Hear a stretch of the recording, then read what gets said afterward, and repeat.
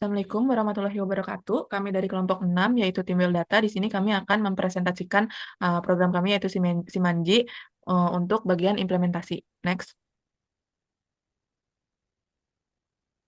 Nah, di sini ada saya sendiri, yaitu Gaida Putri Nisa, lalu ada teman saya, Alia Putri, ada Fitri Akmaliah, dan juga Yusma Cantika. Next. Nah, di sini ada topik dan pembahasan, yaitu yang pertama ada pengembangan sistem, yang kedua ada pengujian awal sistem, yang ketiga ada validasi dan verifikasi, yang keempat ringkasan implementasi, dan kelima yaitu kesimpulan. Nah, yang pertama ini ada pengembangan sistem yang akan dilanjutkan oleh rekan saya. Baik, selanjutnya adalah proses pengembangan sistem, yang dimana step pertama itu ada data collection. Kita ngambil data dari Kaggle, yaitu data meals macros, yang dimana terdapat 1.698 baris data dan 35 kolom variabel. Next. Nah, kami melakukan step data preprocessing yang pertama adalah missing value, yaitu yang pertama kami menemukan bahwa ada missing value di kolom breakfast karbohidrat, yaitu berjumlah 1 buah, yang dimana kita menanganinya dengan mengisi median. Next. Lalu selanjutnya, kita mengecek duplikasi data, bahwa tidak ada duplikasi data pada dataset yang kami gunakan. Lalu selanjutnya kami mengecek outlier, yang dimana ada beberapa outlier di beberapa kolom yang kami punya. Next. Nah, lalu kami menangani outlier tersebut dengan menggunakan metode IKR dengan capping atau pembatasan. Next. Terlihat bahwa outlier telah teratasi menggunakan metode IKR capping tadi. Next. Oke, selanjutnya itu pemilihan fitur dan target model yang dimana kita sebagai input model serta target yang akan diprediksi terdiri dari data numerik maupun data kategorikal. Nah, jadi kita memisahkan pemisahan ini juga penting buat model KNN agar dapat melihat karakteristik individu dengan rekomendasi menu yang sesuai. Next. Lalu selanjutnya adalah step pemisahan data dan praprosesan. Nah, pada tahap ini kita membagi menjadi dua bagian, yaitu data latih atau training serta data uji, yang dimana data latih sebesar 80% dan data uji sebesar 20%. Lalu kita juga menormalisasikan fitur numerik dengan menggunakan standar scalar. Lalu jika fitur kategorikal kita menggunakan one hot encoder. Lalu di sini bisa dilihat bahwa data latih itu berisi 1.358 sampel dengan 12 fitur kolom yang akan digunakan untuk melatih model. Lalu kita data ujinya berisi 340 sampel dengan fitur yang sama yaitu 12 untuk digunakan untuk menguji kinerja model. Next.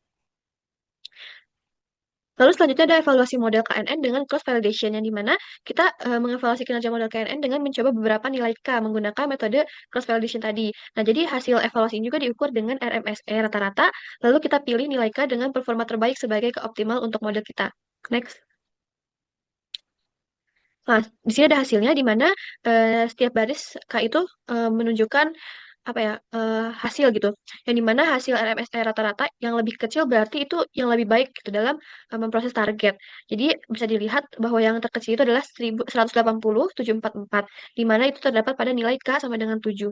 Jadi kita membangun KNN final dengan menggunakan K optimal sama dengan 7 yang sudah diperoleh dari evaluasi sebelumnya. Jadi model KNN terbaik itu kita sudah dilatih dan siap digunakan untuk melakukan prediksi. Next. Selanjutnya akan dijelaskan oleh rekan saya. Baik, untuk selanjutnya adalah tahap deployment. Yang pertama itu adalah penyimpanan artefak model. Model yang telah dilatih sebelumnya disimpan dalam folder model files. Artefak-artefak yang disimpan itu ada preprocessor yang digunakan untuk memastikan data input baru diproses skala di-encode dengan cara yang sama persis seperti data pelatihan. Terus ada data pelatihan, data target pelatihan, lalu ada model KNN itu sendiri atau yang digunakan untuk melakukan perhitungan jarak dan prediksi berdasarkan tetangga terdekat. Semua file disimpan dalam bentuk pixel untuk diimplementasikan ke Flash. Lainnya adalah langkah-langkah instalasi Flash. Yang pertama, kita menyiapkan lingkungan Python-nya dengan mendownload file VNV-nya dengan Python minenv VNV, lalu kita aktifkan dengan activate, lalu kita install Flash-nya dan beberapa library yang dibutuhkan seperti Pandas, NumPy, dan Chocolate. Lalu kita juga install library scikit-learn yang versinya disesuaikan dengan versi Google Colab yang kita punya, scikit-learn Google Colab yang kita punya. Lalu kita flash run. Dan ini untuk struktur tabelnya, struktur filenya kurang lebihnya seperti itu. Di dalam model files itu ada artefak-artefak yang kita simpan, dan terus ada indeks HTML dan ada API. Lalu ini ada beberapa kode utama di app Python. Yang pertama itu ada beberapa library yang dibutuhkan. Terus ini ada function find column key untuk mencari nama kolom dalam data frame yang mengandung kata kunci tertentu. Lalu ada endpoint utama yang digunakan untuk menampilkan halaman utama. Lalu ada garis miring rekomendasi itu endpoint yang digunakan untuk menerima data input dari form dikirim via metric post, lalu akan diproses lebih lanjut oleh model untuk menghasilkan rekomendasi menu berbasis kebutuhan nutrisi pengguna. Next, selanjutnya ada function get BMI status. Ini untuk menghitung nilai BMI berdasarkan berat dan tinggi badan pengguna. Lalu berdasarkan nilai BMI, fungsi ini mengklasifikasikan status tubuh ke dalam 4 kategori: kurus, normal, gemuk, dan obesitas. Selanjutnya ini ada untuk menghitung kalori harian dengan menggunakan rumus TDEE yang rumusnya itu BMR kali activity factor. Untuk mencari BMR-nya sendiri ini ada bisa dilihat di tabel sebelah sini ya. Untuk perempuan dan laki-laki itu berbeda rumusnya. Lalu untuk activity faktornya itu tiap nilai dari sangat rendah hingga sangat tinggi itu ada nilai-nilainya tersendiri. Nah, semua rumus itu dimasukkan ke dalam function calculate TDEE yang outputnya nanti akan dalam bentuk angka bulat. Next. Lalu untuk tampilannya kurang lebih seperti ini. Untuk tampilan user ada satu halaman aja. Terus ini untuk yang bagian profil Anda ini untuk inputan user. Lalu untuk yang tingkat aktivitas ini dalam bentuk drop down ya. Jadi user bisa memilih sendiri gitu. Next. Selanjutnya akan dilanjutkan oleh rekan saya. Oke, selanjutnya itu pengujian awal sistem. Next. Pengujian itu dilakukan dengan beberapa profil pengguna berbeda, mulai dari dewasa normal, overweight, underweight, lansia, hingga atlet. Ekspektasi output itu disesuaikan dengan logika dasar BMI, kalori, dan menu seimbang. Next. Selanjutnya itu tabel tes case input dan output sistemnya. Input sistemnya berupa data profil, dan outputnya itu mencakup BMI, kategori, total kalori, dan lainnya. Dari tes tersebut, beberapa output itu menunjukkan kalori total kurang atau lebih dari target, tapi makronya itu masih logis. Next. Selanjutnya, akurasi rekomendasi. Toleransi targetnya itu kurang lebih 10% untuk kalori dan makronya. Selanjutnya itu membandingkan output dengan target. Dengan mengambil contoh profil 1, cek dulu status per nutrisinya, lalu hitung akurasi menunya dengan perhitungan jumlah nutrisi sesuai dibagi total nutrisi dikali 100, menghasilkan akurasi menu ke 1 itu 50%. Next. Mengambil contoh profil kedua dengan akurasi menunya itu 0%. Dicek semua profilnya, yang ke-6 profil sebelumnya itu rata-rata akurasi sistem ini sekitar 50%. Kesimpulannya sistem itu masih cukup logis secara makro, tapi kalori totalnya itu sering di bawah atau lebih dari targetnya. Lagi next. Selanjutnya itu GUI sistemnya. Yang pertama, from profil dan validasi input itu jalan, tombol dapatkan rekomendasi, menghasilkan output itu muncul rata-rata 1,27 detik, itu waktu yang ideal. Yang selanjutnya itu status dan kebutuhan gizi itu sesuai perhitungan, menu rekomendasi lengkap dan mudah dibaca, total nutrisi menunya itu kadang total kalorinya itu lebih atau kurang dari target, tetapi makronya itu tetap logis. Untuk selanjutnya itu catatan kondisi khusus muncul sesuai input, tampilannya responsif di desktop, untuk navigasi antar halaman tidak relevan karena ini hanya satu halaman. Oke, next. Selanjutnya itu kecepatan respon dengan 5 kali percobaan menghasilkan rentang waktu 1,17 detik sampai 1,41 detik dengan rata-rata 1,27 detik. Sistem ini itu menampilkan rekomendasi yang masih cepat dan wajar. Nah, perlu dicatat juga jika ada percobaan yang tiba-tiba jauh lebih lama, bisa jadi karena koneksi atau load server. Next. Selanjutnya itu uji konsistensi output. Dengan profil yang diuji seperti berikut, itu diuji sebanyak 8 kali dan menghasilkan output tiap percobaan itu untuk menu dan total nutrisinya itu sama persis. Boleh di next. Nah, output ini itu berarti dia itu konsisten dengan catatan meskipun total kalorinya itu kurang dari target, itu tidak mempengaruhi konsistensinya, karena konsistensinya ini hanya mengecek apakah outputnya itu berubah atau tidak untuk input yang sama. Kesimpulannya, sistem ini konsisten untuk profil yang diuji, tapi dapat dicoba untuk profil lain atau dengan kondisi khusus untuk uji konsistensi lebih luas. Jadi next. Untuk selanjutnya akan disampaikan oleh rekan saya. Baik, di sini saya melanjutkan yaitu bagian validasi dan vertifikasi.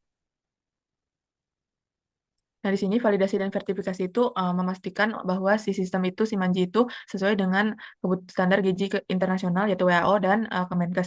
Nah, proses ini mencakup validasi untuk menghitung BMI, menghitung kebutuhan energi harian, serta verifikasi untuk menu rekomendasi makanan sehari-hari. Nah, yang pertama itu kita ada verifikasi BMI. BMI ini adalah indikator sederhana untuk status gizi. Nah, untuk menghitung BMI sendiri itu perlu berat badan dan tinggi badan. Nah, rumusnya sendiri itu ada berat badan dibagi tinggi badan kuadrat. Nah, di sini ada klasifikasi untuk berat badannya. Untuk berat badan untuk menghitung BMI-nya ini.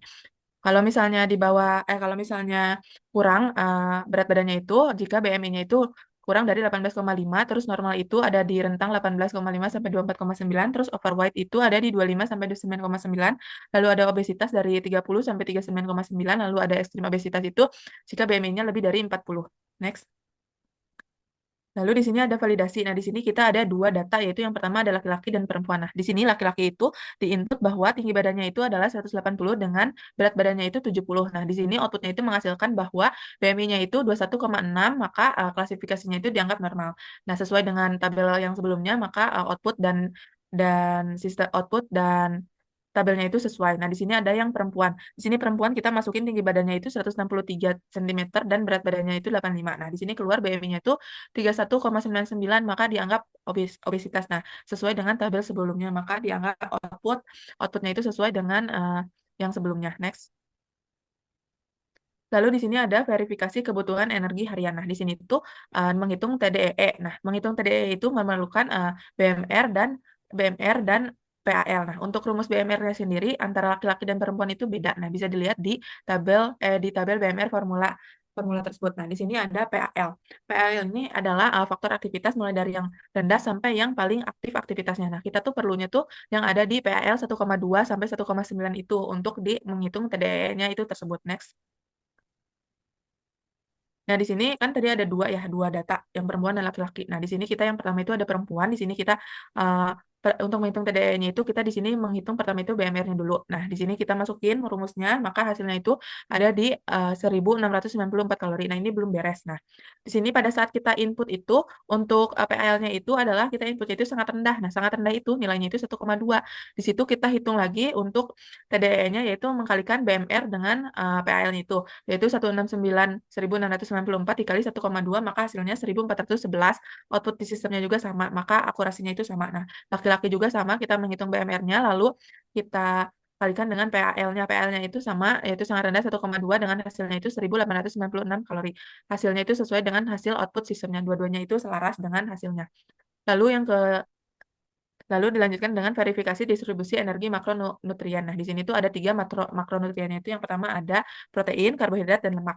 Nah, kebutuhan tubuh kita itu sehari-hari di rentang energinya itu di protein itu ada 10-35% dengan per gramnya itu dihitungnya itu ada 4 kalori. Lalu karbohidrat itu ada di rentang 45-65%. Di sini tuh rentangnya itu per gramnya itu ada di 4 kalori. Lalu lemak itu rentangnya ada 20-35%. Untuk per gram itu dihitungnya itu 9 kalori. Nah, di sini ada validasi untuk distribusi makronutrien. Nah, di sini kan tadi yang perempuan itu masuknya ke obesitas.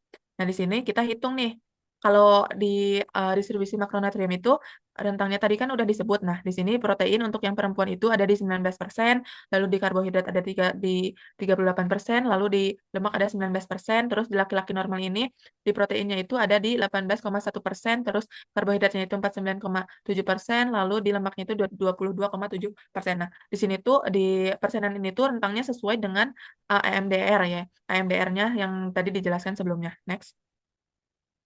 Nah, di sini ada hasil sistem dan verifikasi. Nah, yang pertama itu ada laki-laki dulu. Nah, di laki-laki ini tuh target nutrisi per harinya itu setelah input tuh keluarnya itu 1896 kalori. Tetapi pada saat kita sudah merekomendasikan makanan ini tuh 4 makanan itu ada cemilan, makan pagi, makan siang, sama makan malam itu total nutrisi dari menu rekomendasinya itu 2817, naik sekitar 1000 kalori. Nah, itu masuknya kelebihan energi, maka bisa menyebabkan untuk berat badan yang lebih naik. Next. Nah, di sini tuh yang kedua ada di perempuan. Nah, itu target nutrisi hariannya ada di 1411 kalori. Nah, setelah dari 4 rekomendasi makanan ini, total nutrisinya itu ada di 1601. Nah, di sini tuh naik sekitar 200 kalori. Masih bisa ditoleransi karena naiknya itu nggak signifikan banget. Nah, jadi dari dua ini tuh jadi kurang dari total nutrisinya itu kurang rekomendasi dengan dari target nutrisi hariannya itu. Next. Nah, sekian mungkin dari kelompok kami, yaitu kelompok Simanji, dengan tim namanya Weldata. Sekian, mohon maaf bila ada salah kata. Wassalamualaikum warahmatullahi wabarakatuh.